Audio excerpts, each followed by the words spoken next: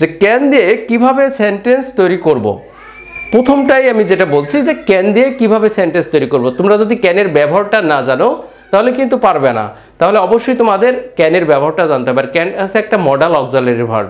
তাহলে ক্যানের ব্যবহারটা হচ্ছে, প্রথমে যদি ক্যানের ব্যবহারটা তোমাকে জানতে হয় তাহলে তোমাকে, আমার কাছে মনে হয় যে ক্যান যখনই কোনো সেন্টেন্সের ভিতরে থাকবে তাহলে জানতে হবে যে সেই সেন্টেন্সের ভিতরে ভার্ব থাকলে আইএনজি যোগ হবে না, আইএস যোগ হবে না।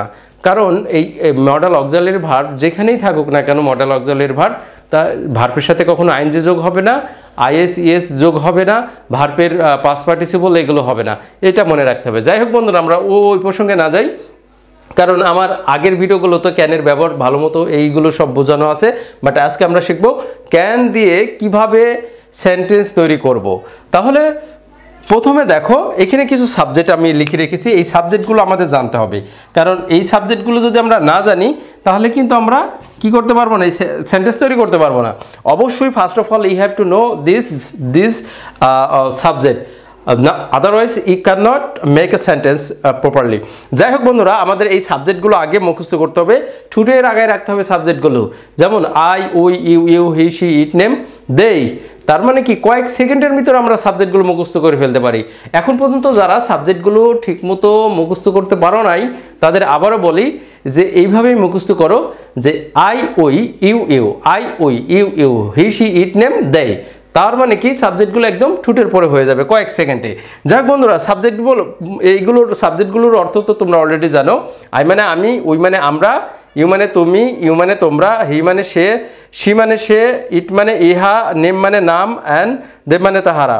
এখন নেম মানে নাম বলতে যে কোনো তুমি একটা পার্সন, ব্যক্তি বা পশু পাখি যে কোনো জিনিসের একটা নাম দিয়ে তুমি একটা সেন্টেন্স তৈরি করতে পারো। সেই জায়গায় আমি নামের জায়গায় যে কোনো একটা করিম হতে পারে,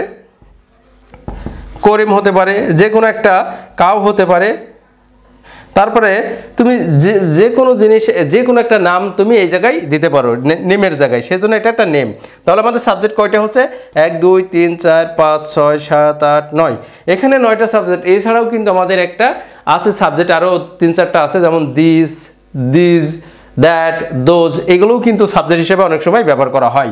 যাই হোক বন্ধুরা, আমরা এই সেন্টেন্স গঠন করতে হলে আমাদের যেটা করতে হবে, প্রথমে সাবজেক্ট, তারপরে আমাদের মডাল ভার্ব, যেটা মডাল ভার্ব আছে ক্যানের ব্যবহার। তাহলে ক্যান মানে কি? পারা, পারে, পারি। ক্যানের অর্থটা হচ্ছে পারা, পারে, পারি। তার মানে কোন সাবজেক্টের সাথে কখন কোনটা ব্যবহার করা হবে এখানে বলে দেবে। যদি বলে হয় পারে, সেক্ষেত্রে দেখা গেল পারে কে? সে পারে। তাহলে আমরা থার্ড পারসনের ক্ষেত্রে পারে দিব। তারপরে আমি পারি। তারপরে বলতে পারো তাহারা, এই পারা বলতে এটা শুধু একটা আলাদা একটা সেন্টেন্স, যে ক্যান মানে পারা। যেমন পারে, পারি, পারো, এইভাবেই কিন্তু সেন্টেন্সগুলো আমরা করে ফেলতে পারি। যাই হোক, এখন আমরা ভার্বে আসি। এই যে বললাম যে যখনই ভার্ব থাকবে, ভার্বের সাথে এস বা আইএস বা ইএস এগুলো কখনোই হবে না, অথবা ভার্বের সাথে আইএনজি যোগও হবে না। আবার ভার্বের V3, V4 এগুলো কোনো কিছু হবে না। কারণ কি, এই ক্যান যখন আমরা বসাবো তখন এই ভার্বের একদম সঠিক যে প্রেজেন্ট ফর্ম সেটাই বসবে। তাহলে আমরা ভার্বগুলো বসাইছি এবং লাস্টে কিছু নাউনগুলো বসাইছি। কিছু নাউন আছে যেগুলোকে আমরা অবজেক্ট বা এক্সটেনশন হিসেবে ধরে রাখি, সেগুলো দিয়ে আমরা আজকে সেন্টেন্স তৈরি করব। তাহলে দেখো কিভাবে তৈরি করব। যারা পারো না এখন পর্যন্ত, প্রথম থেকে শেষ পর্যন্ত দেখো যে এই সেন্টেন্সগুলো কিভাবে তৈরি হয়েছে। তাহলে শুধুমাত্র আমি এখানে সাবজেক্ট এবং হচ্ছে মডাল ভার্বের মানেগুলো দিয়ে দিয়েছি, বাট বাকি এগুলো আমরা সবাই জানি, যে এগুলো একবার বলে দিচ্ছি। দেখো, cook, go, read, recite, play, drink, cry, write, dance, wait, sing, borrow, do, come, help, help, catch, smoke, quarrel, wash, eat. তারপর এখানে দেখো রিস, মার্ক, এখানে আছে rice, market, book, holy Quran, football, make, water, story, me, for me, long, song, fan, math, people, fish, quarrel, TV, তারপরে হসপস। তাহলে বন্ধুরা এইগুলো আমরা দিয়ে এখন সেন্টেন্স তৈরি করব কিভাবে পারে। যেমন আই দিয়ে যদি আমরা সেন্টেন্স করতে যাই, এখানে দেখো প্রথম সাবজেক্টটা দিয়ে যদি আমরা বলি যে আমি, আই মানে আমি, এবং কুক মানে কি? রান্না করা, গো মানে কি? যাওয়া। তাহলে আমরা আজকে কুক দিয়ে বলতে পারি একটা সাবজেক্ট দিই। যেমন আমি রান্না করতে পারি। তাহলে কি রান্না করতে পারি? যদি বলো রাইস তাও হবে, যদি বলো হসপস তাহলে কি হবে? I can I can cook, তার মানে আমি রান্না করতে পারি।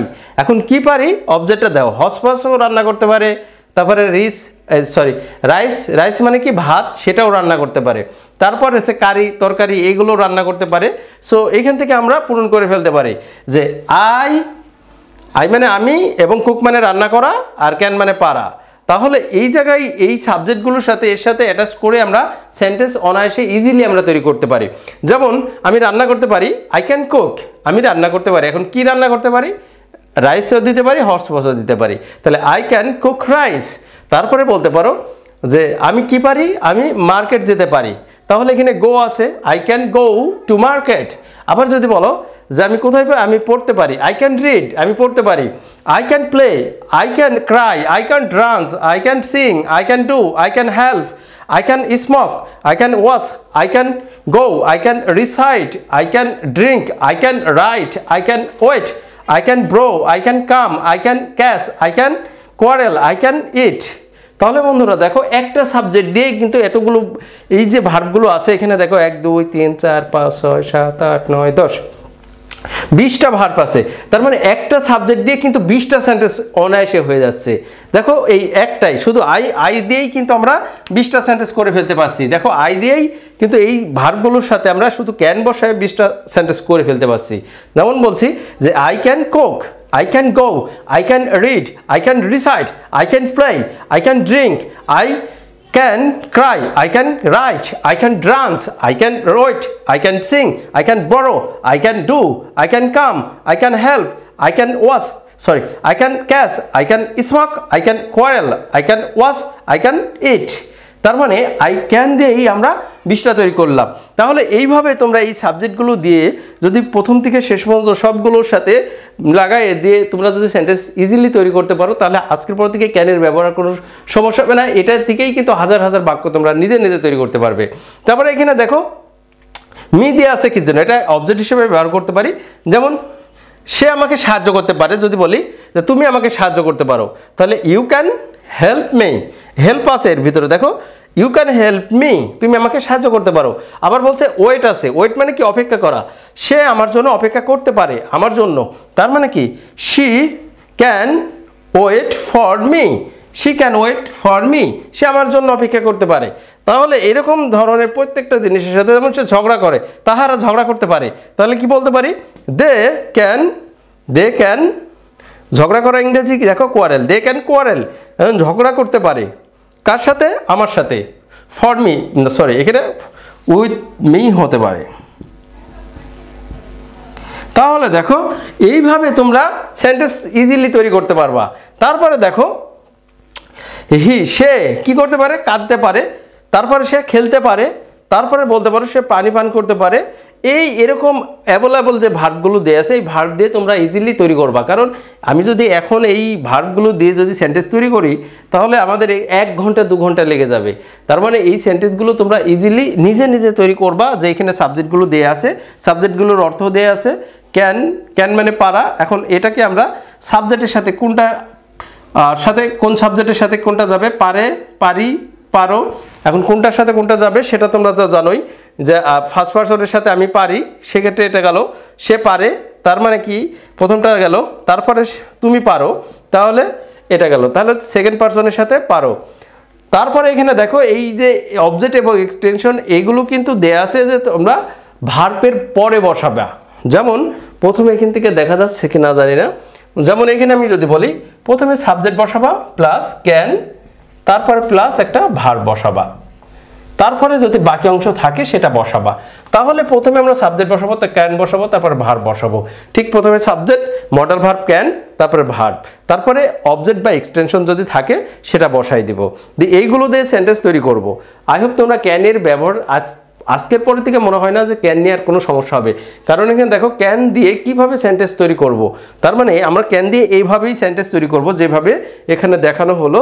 তোমরা আশা করছি তোমরা বুঝতে পারছো। আর এইভাবে যদি আয়ত্ত করো, একটা ক্যান দিয়ে যদি 20টা করে বাক্য তৈরি করতে পারো, তার মানে এখানে যদি 10টা সাবজেক্ট থাকে, একটা সাবজেক্টে 20টা হলে 200টা, তো আরও যদি ভার্ব এরকম করে বার করে নিয়ে আসি, নতুন নতুন ভার্ব অ্যাড করি, তাহলে আমরা হাজার হাজার বাক্য এইভাবেই তৈরি করতে পারবো। যাই হোক বন্ধুরা, আজকের পরে থেকে মনে হয় না ক্যানের আর ব্যবহার তোমাদের সমস্যা হবে। আর যদি ভিডিওটা দেখে ভালো লেগে থাকে অবশ্যই ভিডিওটা শেয়ার করে দাও, কারণ এই ক্যান দিয়ে যারা সেন্টেন্স এখন পর্যন্ত তৈরি করতে পারে না তাদের জন্য এই ভিডিওটা অনেক হেল্পফুল হবে। সো বন্ধুরা, আজকে এ পর্যন্ত ভালো থেকো, সুস্থ থেকো, আল্লাহ হাফেজ।